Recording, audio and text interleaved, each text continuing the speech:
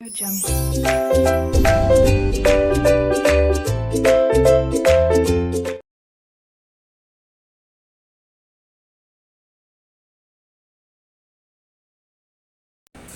वालेकुम for class. कैसे हैं आप सब? उम्मीद है सब खैरियत से होंगे। बेटा आज की मैथ की डायरी देखते हैं। Table of 14 lord plus Urdu counting 71 to 85 CW plus lord.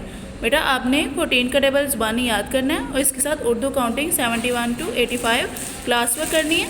तो बेटा आप सबसे पहले अपनी मैथ की नोटबुक ओपन करें क्लास वर्क के लिए।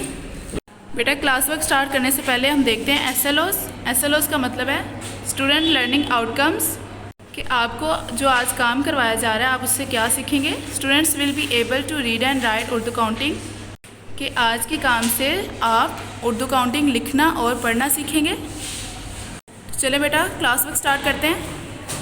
सबसे पहले आप हेडर फिल करें। टॉपिक पे आप लिखें उर्दू काउंटिंग 71 to 85। यूनिट पे आप लिखें 2। डेट मेंशन करें 27/4/2021। ट्यूसडे पे टिक करें। क्लास वर्क पे टिक करें।